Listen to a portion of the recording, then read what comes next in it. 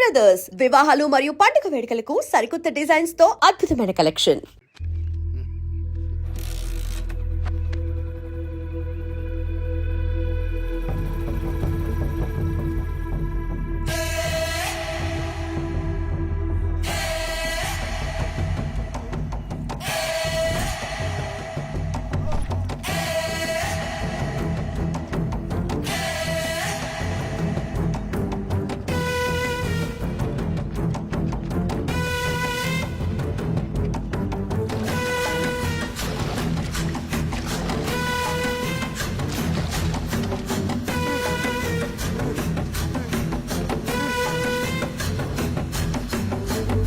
లాల్ సలాం comrades.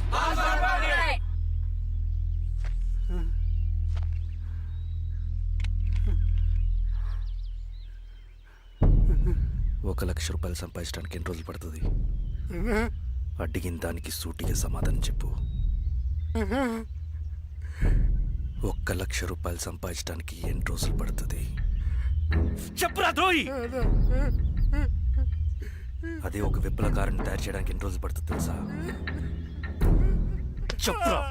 ఒక సూర్యగోళాన్ని సృష్టించినంత కష్టంరా. అలాంటి వాడిని ఒక 5,000 అమ్మేస్తావు కదరా.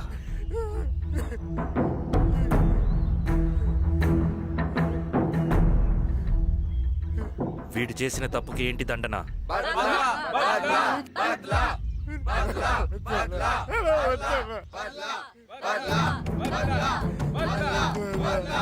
నీలాగా డబ్బుకు కకృతిపడి విప్లవకారుల్ని బలిపెట్టే ప్రతి ఒక్కొక్కడికి నీ చావుకు గుణపాఠం కావాలి.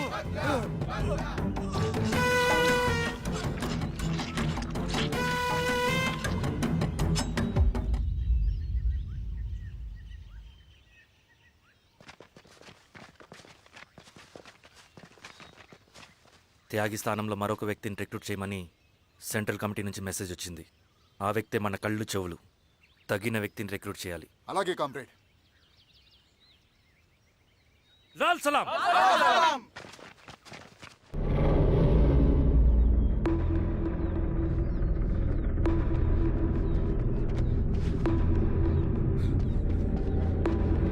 సార్ సార్ సార్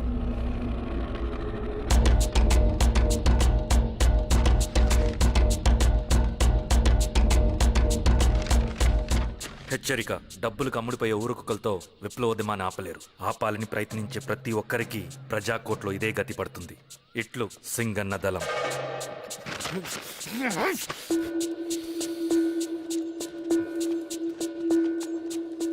అయ్యా, మీకోసం చెన్నారెడ్డి గారు శేషారెడ్డి గారు వచ్చారండి. కూర్చోమని చెప్పు. సరే అండి.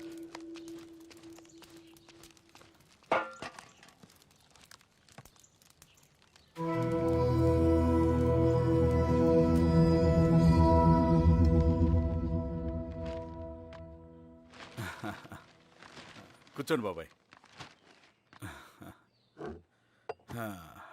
ఏంటి బాబాయ్ పొద్దున ఎలా వచ్చారు? అదే ఈశ్వరా, రైతు కూలీల విషయం. అవును బాబాయ్, ఈ విషయం పెద్దది కాకుండానే ఇక్కడే తుంచేయాలి. ఊళ్ళో అందరి సమస్య అదే ఈశ్వరా. వాళ్ళు సరిగ్గా సమయం చూసి కూలీ రేట్లు పెంచమంటున్నారు. ఒక 5-10 అయితే మనకు పెద్దగా బాధ ఉండేది కాదు. ఏకంగా ₹50 పెంచమంటున్నారు. ఇక మనకు మిగిలేదేంటన్నా?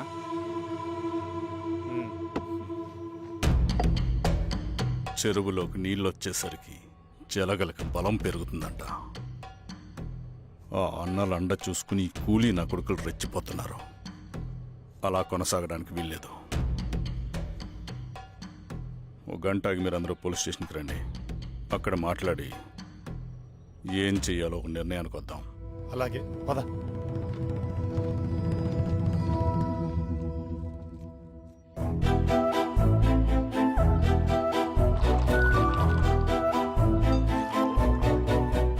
బాబు సార్, స్టేషన్కి ఓ 10 టీలు త్వరగా పంపించు. Okay sir. Okay sir.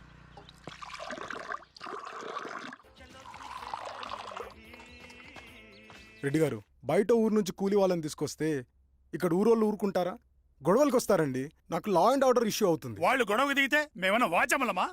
ఏం చేయాలో మాకు తెలుసు. చుండూరు, కారంచెడు, పదిరికుప్పం, నీరుకొండల్లో ఏం జరిగిందో ఈ ఊర్లో కూడా అదే జరుగుతుంది. మీరు ఇలా ఆవేశపడితే ఎలా రెడ్డి గారు? మీరైనా చెప్పండి ఈశ్వరరెడ్డి గారు. ఏం చెప్పమంటావు గిరిధర్? వాళ్ళు ప్రతి సంవత్సరం ఇలా పెంచుకుంటూ పోతూ ఉన్నారు. ఈ సంవత్సరం 50, వచ్చే సంవత్సరం ఎంతని ఎవరికని వాళ్ళు అడిగిందంతా ఇచ్చుకుంటూ పోతూ ఉండాలా మేము? వచ్చే సంవత్సరం పెంచర్లేండి సార్. సరే, అలాగని వాళ్ళని రాసిమ్మని చెప్పండి, అప్పుడు చూద్దాం. వీరస్వామి, ఆ నరసింహులు గారిని పిలు. సార్ రసూల్ గారు సార్ పిలుస్తున్నారు. నమస్తే సార్. నమస్తే, కూర్చోండి. Sir tea. నమస్కారం. నమస్తే సార్ టీ. అందరికీ ఇవ్వు. చూడండి నరసింహులు గారు, మీరు అడిగింది ఇవ్వటానికి వాళ్ళు సిద్ధంగా ఉన్నారు. కానీ వచ్చే సంవత్సరం మీరు కూలీల రేటు పెంచబోమని హామీ ఇవ్వాలి. వచ్చే సంవత్సరం మిగిలిన వస్తువుల ధరలు పెరగవని మీరు హామీ ఇవ్వండి, అలాగే మేము ఇస్తాం. మేము అడిగింది మీ చేతిలో ఉంది, మీరు అడిగింది మాత్రం మా చేతిలో లేదు. వాళ్ళ చేతిలో ఉంది సార్, అంతా అన్నల చేతిలో ఉంది. సార్, వాళ్ళెవరో మాకు తెలియదు. మేమెవరి చేతుల్లో కీలువమనం కాదు. ఇది మా రైతు కూలీలందరం కలిసి సమిష్టిగా తీసుకున్న నిర్ణయం. చిన్న చిన్న అవసరాలకు అప్పులు తీసుకున్న పాపానికి మా భూముల్ని బలవంతంగా గుంజుకుని మా పొలాల్లో మమ్మల్నే కూలీలుగా మార్చారు వీళ్ళు. భూమి మాది, పని చేసేది మేము, పండించేది కూడా మేమే. ఏయ్, అవన్నీ మీ పార్టీ మీటింగ్లో చెప్పుకోండి, వింటారు. కూలీ డబ్బులు ఎవరి దయాధర్మం కాదు, మీకు తోచినంత ఇవ్వడానికి అది మా హక్కు. మేము అడిగింది న్యాయబద్ధంగా ఇవ్వకపోతే మీ పొలాల్లో ఒక గింజ కూడా రాలదు. పండిన పంటనంతా కాకులకి గద్దలకి వేసుకోవాల్సి వస్తుంది. ఇక దీని మీద చర్చ అనవసరం. వస్తాం. నరసింహులు గారు కొంచెం ఆగండి సార్, మీరైనా కొంచెం చెప్పండి సార్. కొవ్వెక్కిన ఎండ్రకాయ కన్నంలో ఇరుక్కుందంట. దాన్ని బయటికి ఎలా తీయాలో, కోసి కూర ఎలా వండుకోవాలో మాకు బాగా తెలుసు.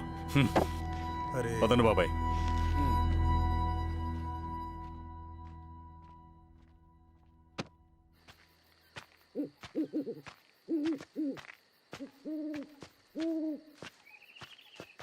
లాల్ సలాం కామ్రేడ్.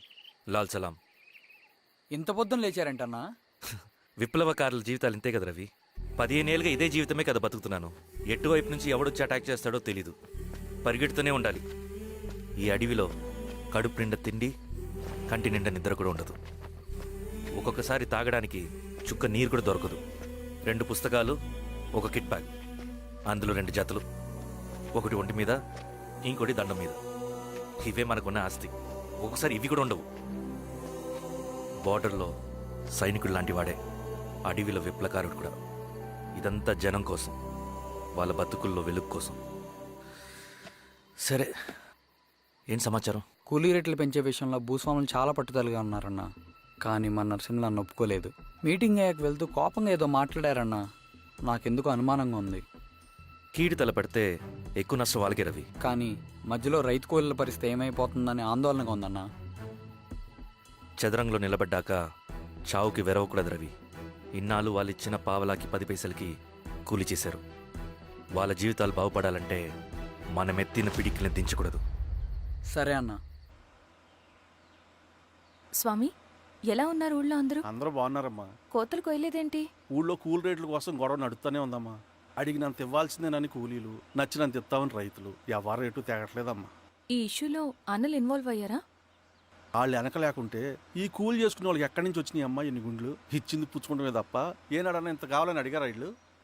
పోనీలే, ఇన్నాళ్ళకైనా వాళ్ళకేం కావాలో నోరు తెరిచి అడగగలుగుతున్నారు. సంతోషమేగా.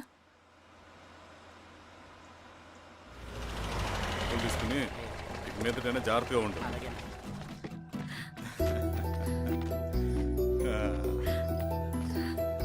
బాగున్నావమ్మా? బాగున్నానన్నయ్య, నువ్వెలా ఉన్నావు? బాగున్నాను. రా లోపలికి వెళ్దాం. రా కూర్చో. సో ప్రయాణం అంతా బాగానే జరిగింది కదా? నీ ఫేవరెట్ నెత్తిపూరి. రా వడ్డిస్తారా? ప్లేట్ తిప్పు. నాకొద్దన్నయ్య, నాకు మంచి కాఫీ తాగాలని ఉంది. అమ్మో, నీకు నచ్చినట్టు కాఫీ చేయాలంటే ఆ దేవుడి దిగి రావాలి తల్లి. ఏంటో అన్నయ్య, మంచి కాఫీ తాగకపోతే ఇక ఆ రోజంతా అదోలా ఉంటుంది నాకు. రేయ్ సామే, అయ్యా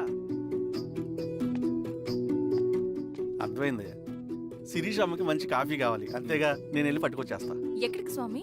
మన ఊళ్ళో మెగాస్టార్ హోటల్ ఉందమ్మా, అందులో కాఫీ చాలా బాగుంటుంది. నేను వెళ్ళి పట్టుకొచ్చేస్తా. స్వామి, అమ్మా కాఫీ అంటే అక్కడికి వెళ్ళి వేడివేడిగా తాగాలి. నేను వస్తాను పద. అవునమ్మా, అక్కడ నేను కూడా తాగాను, చాలా బాగుంటుంది. వెళ్ళు. థ్యాంక్ యూ అన్నయ్య. ఆడుతూ పాడుతూ పని చేస్తాం.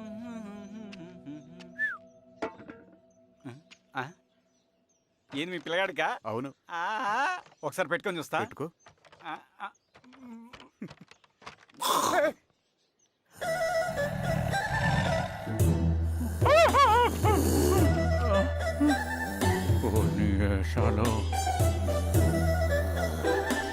ఇన్ని బట్టలు ఉంటే చూడండి, బట్టలు లేకుండా అంటే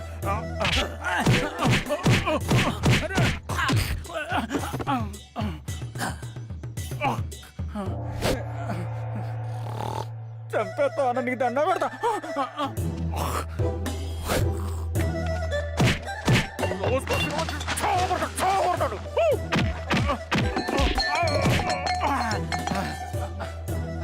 నేనన్నా బొట్టుని ఏందన్నా నన్ను చంపుతా ఏంది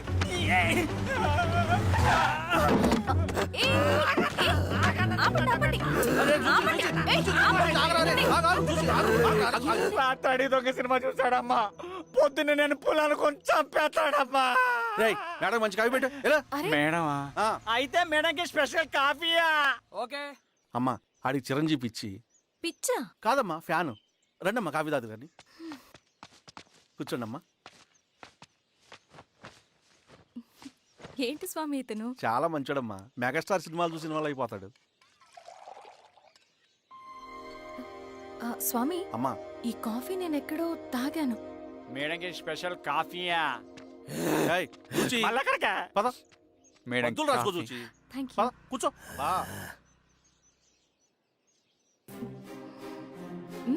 కాఫీ బాగుంది. ఎవరు చేశారు? మా రవణ పెట్టాడమ్మా. రవి? ఎవరు రమ్మను? రవణ మేడం పిలుస్తున్నారు.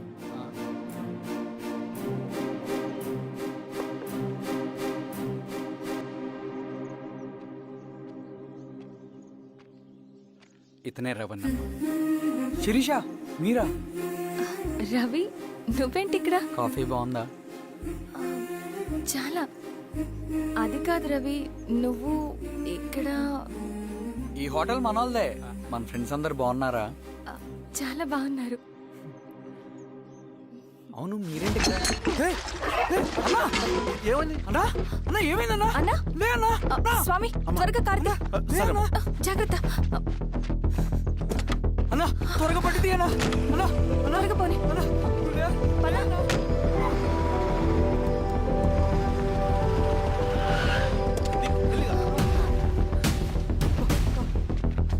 డాక్టర్ డాక్టర్ డాక్టర్, డాక్టర్ ఏమైంది? డాక్టర్ త్వరగా చూడండి డాక్టర్. లోపల తీసుకురండి.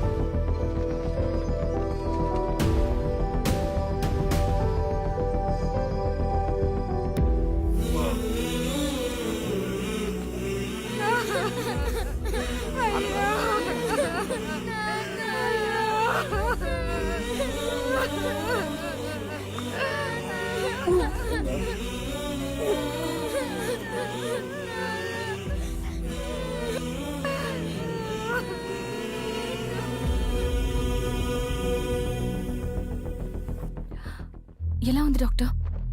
డాక్టర్ చనిపోయాడమ్మా.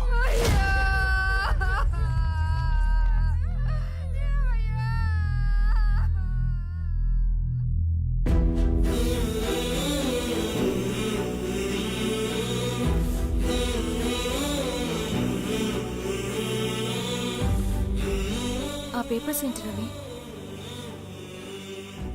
అతని భూమికి సంబంధించిన పేపర్స్. ఒక సంవత్సరం నుంచి ఈ పేపర్స్ పట్టుకుని ప్రతిరోజు ఎంఆర్ ఆఫీస్ చుట్టూ తిరిగేవాడు. భూమిని తాకట్టు పెట్టి అప్పు తీసుకున్న పాపానికి టైంకి వడ్డీ కట్టలేదని అప్పిచ్చిన ఆ దొర ఎంఆర్ఓ ఆఫీసులో లంచం ఇచ్చి భూమిని తన పేరు మీద రాయించుకున్నాడు. ఈ ఎంఆర్ఓ ఆఫీసులో ఎవరు నిజాయితీగా పనిచేయట్లేదండి. చెట్టు కట్టి నరకాలు ఒక్కొక్కడిని. నరికేయడమేంటి రవి? నువ్వు కాగితం మీద ఒక బొమ్మ గీస్తావు, ఒక చోట సరిగ్గా రాదు. ఏం చేస్తావు? ఎరేజర్తో సరిచేస్తావా, లేకుంటే ఆ పేపర్ని చింపేస్తావా? మరి మనుషుల విషయంలో ఎందుకు రాదు ఆ ఆలోచన? తప్పు చేసిన ప్రతి ఒక్కరిని నరుక్కుంటూ పోతే చివరికి మిగిలేది మనుషులు కాదు, శవాలు.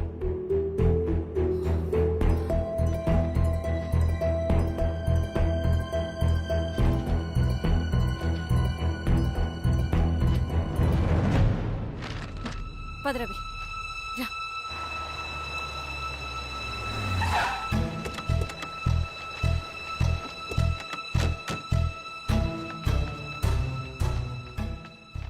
పానుకోటి నర్సయ్య ల్యాండ్ ఎవరు చూస్తున్నారు? మీరెవరు? ఇదిగోండి అప్లికేషన్. ఇది డిస్ప్యూట్ ల్యాండ్, ఎవడేం చేయలేడు. నీ నిర్లక్ష్యం, నీ లెక్కలేనితనం వల్ల ఒక నిండు ప్రాణం పోయింది. ఒక కుటుంబమే రోడ్డు మీద పడింది తెలుసా? ఏంటో మా గొడవ?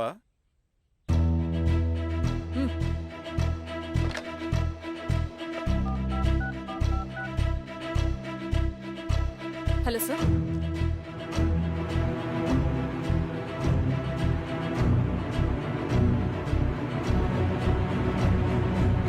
Okay sir. You are dismissed. Peon, నేను ఒక పేపర్ ఇస్తాను, అది కలెక్టర్ గారికి ఫ్యాక్స్ చేయి. అలాగే మేడం. ఎవరమ్మా మీరు? ఈ ఊరికి కొత్తగా వచ్చిన ఎంఆర్ఓ.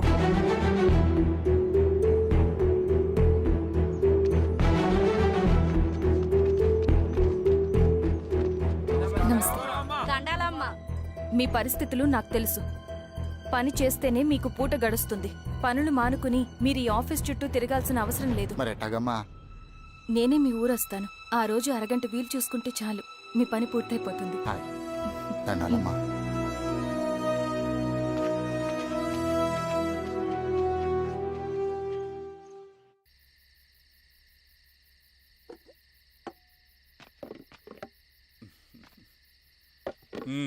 ఎంఆర్ఓ గారు, ఏంటి ఛార్జ్ తీసుకున్న మొదటి రోజే ఆఫీస్లో మీ పవర్ చూపించారట?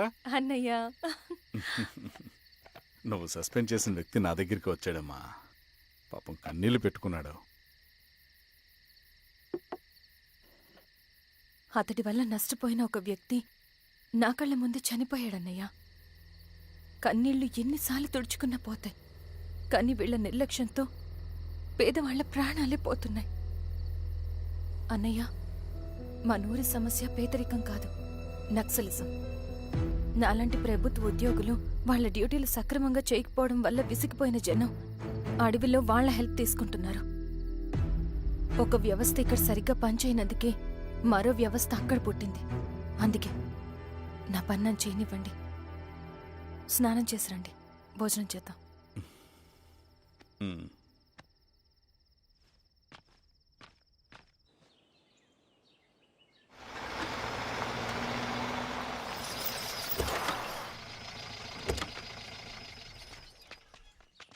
నమస్కారం అమ్మా.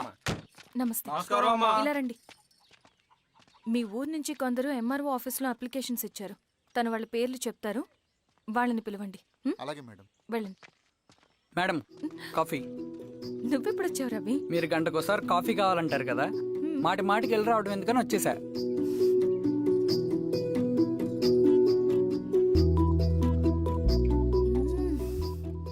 రవి, ఈ కాఫీ కోసమైనా నేను పెళ్లి చేసుకోవచ్చు. అదేంటి అలా అనేసారు? That's a compliment. భలే వారండి బాబు. దండాలమ్మా. నమస్తే. ఇలా ఇవ్వండి. చెప్పండి, మీ సమస్యలేంటో. పేరు తలుపుల వీరాంజనేయులు. ఉన్నది 3 ఎకరాల పొలం. చిన్నుపాటి ధనుంజయరావు అనే మహానుభావుడు అందులో 2.5 ఎకరాల భూమిని తన పేరు మీద రాయించుకున్నాడు. అడిగితే నీ దిక్కున్న చోటు చెప్పుకోమన్నాడు. దిక్కులేనాడు కాబట్టి అరెకరం భూమి మీదే పెద్ద కుటుంబాన్ని నెట్టుకొస్తున్నాడు. అవునమ్మగారు, ఆ పొలం ఎలాగైనా తిరిగిపించేయండి అమ్మగారు. ఆ పొలం కోసం 3 సంవత్సరాల నుంచి తిరుగుతున్నాను అమ్మగారు. వీరబాబు, వీళ్ళందరి దగ్గర కలెక్ట్ చేసుకో. మేడం, దాదాపుగా ఇక్కడ ఉన్న వాళ్ళందరి పరిస్థితులు ఇవే. వీళ్ళ సమస్యలు పరిష్కారం కావాలంటే మాట్లాడాల్సింది వీళ్ళతో కాదు మేడం, మన ఊరి పెద్ద మనుషులతో. ఆహా. ఇందు మూలంగా 50 మంది గ్రామ ప్రజలకి తెలియజేయదేవనగా శ్రీరామగిరి గ్రామ పంచాయతీ మోతుబరి రైతులు, సన్న చిన్నకారు రైతులందరూ రేపు ఉదయం 10 గంటలకి ఎంఆర్ఓ ఆఫీస్ దగ్గరికి రావాలా.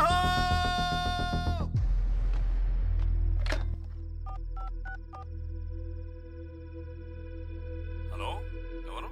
నమస్తే బాబాయ్, నేను ఈశ్వర్ రెడ్డి. ఎలా ఉన్నావు? బాగున్నా. చెప్పు. బాబాయ్, శిరీష్ ఎంఆర్ ఆఫీస్లో భూ సమస్యల గురించి రేపు మీటింగ్ ఏర్పాటు చేసింది. ఈ విషయం మన వాళ్ళంతా ఎలా తీసుకుంటారో అర్థం కావట్లేదు. అందుకనే మీకు ఫోన్ చేశాను. శిరీష్ చెప్పింది చేయండి, అదే మనకు కలిసి వస్తుంది. సరే బాబాయ్, ఉంటాను.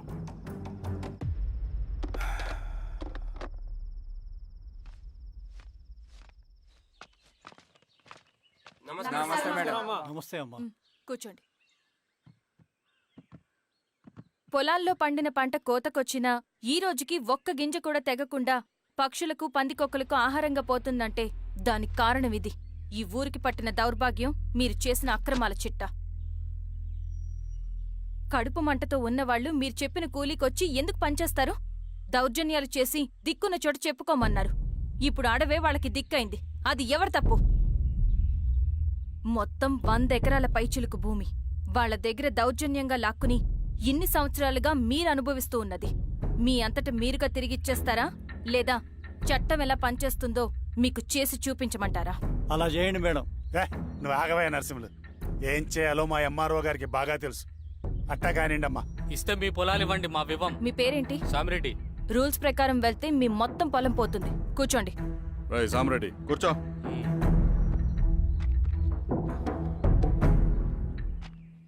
ఏమ్మా సంతోషమేగా? మరీ నువ్వు అనుకున్నంత చెడ్డవాళ్ళేం కదమ్మా మనోళ్ళు.